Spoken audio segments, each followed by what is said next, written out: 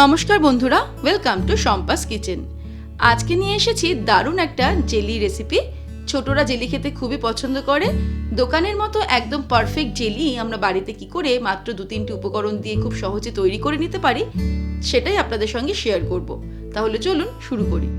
সবার প্রথমে একটা বোলের মধ্যে নিয়ে নেব জিলেটিন।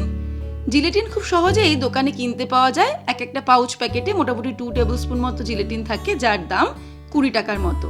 আমি এখানে 2 টেবিল স্পুন পরিমাণে জিলেটিন নিয়ে নিলাম, আর এটা কিন্তু ভেজ জিলেটিন। এর মধ্যে অ্যাড করে দেব হাফ কাপ পরিমাণে জল। এটা নর্মাল জল, ঠান্ডা বা গরম জল নয়। তারপর একটা স্পুন দিয়ে জিলেটিনটাকে ভালো করে ভিজিয়ে দেব, 5 মিনিট রেখে দেব, আর চলে যাব পরের স্টেপে।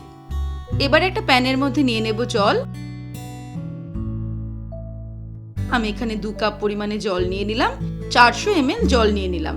তার মধ্যে দিয়ে দেব হাফ কাপ পরিমাণে চিনি, 100 গ্রাম চিনি দিয়ে দিলাম। তবে মিষ্টির পরিমাণটা বাড়ানো বা কমানো যেতে পারে নিজেদের স্বাদ অনুসারে।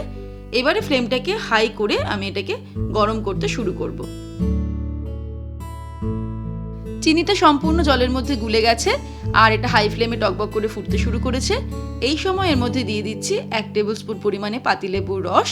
পাতিলেবুর রস দেওয়ার ফলে এই চিনিটা ক্রিস্টালাইজ হবে না, আর জেলির স্বাদটা একটু টক মিষ্টি হবে। এবারে আমি হাই ফ্লেমেই এটাকে আরও 5 থেকে 7 মিনিট ফুটিয়ে নেব।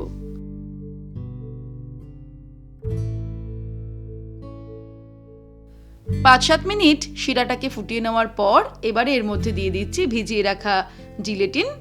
সম্পূর্ণটা এর মধ্যে দিয়ে দিলাম। তারপর ভালো করে স্প্যাচুলা দিয়ে মিক্স করে নেব। তারপর আরও 3-4 মিনিট ফুটিয়ে নেব হাই ফ্লেমে। আরও 3-4 মিনিট ভালো করে হাই ফ্লেমে ফুটিয়ে নিলাম। এবারে ওভেনটাকে অফ করে দেবো আর চলে যাব পরের স্টেপে। এবারে এই সিরাপটাকে আমি 3টে বোলের মধ্যে সমান ভাগে ভাগ করে দেব। আমি যেহেতু 3টে কালারের জেলি তৈরি করছি, তাই 3 ভাগ করলাম। আপনারা যদি 1 কালারের জেলি তৈরি করেন তাহলে একটা বোলের মধ্যে নিয়ে নিতে পারেন। 3টে রঙের ফুড কালার নিয়ে নিয়েছি, লাল, হলুদ আর সবুজ। একটা বাটিতে একটা কালার অ্যাড করে দেব।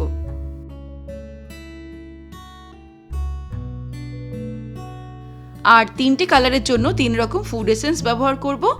রেড কালারের জন্য দিয়ে দিচ্ছি স্ট্রবেরি এসেন্স, গ্রিন কালারের বোলের মধ্যে দিয়ে দেব র ম্যাঙ্গো এসেন্স, আর ইয়েলো কালারের বলে দিয়ে দিচ্ছি অরেঞ্জ এসেন্স। তারপরে একটা স্পুন দিয়ে ভালো করে 3টে কালারকে 3টে সিরাপের মধ্যে মিক্স করে দেব। এবারে আমি একটা মোল্ড নিয়ে নিয়েছি। মোল্ডের মধ্যে রেড কালার দিয়ে প্রথমে ফিল আপ করে দেব। তারপরে গ্রিন কালার দিয়ে ফিল আপ করে দিলাম, আর সবশেষে ইয়েলো কালার দিয়ে ফিল আপ করে দেব। তারপরে এই মোল্ডটাকে আমরা ফ্রিজে রেখে দেব 2 থেকে 3 ঘন্টা। যে সিরাপগুলো এবারে বেঁচে গেল সেগুলোকে আমি অন্য পাত্রে রেখে জমিয়ে নেব। আমরা যে কোনো পাত্র চুজ করতে পারি, কানা উঁচু পাত্র চুজ করলেই ভালো হবে, সেটা স্কোয়ার হোক বা গোল হোক। যে কোনো পাত্রে আমরা জেলিগুলোকে এইভাবে ঢেলে নিয়ে ফ্রিজে 3 থেকে 4 ঘন্টা রেখে জমিয়ে নেব।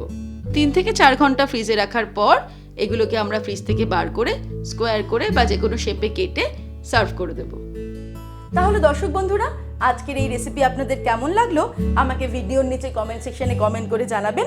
ভালো লাগলে লাইক করার অনুরোধ রইল, আর বন্ধুদের সঙ্গে কিন্তু অবশ্যই শেয়ার করুন। ভালো থাকবেন, সুস্থ থাকবেন। আমি আবার হাজির হব নতুন নতুন রেসিপির সঙ্গে। নমস্কার।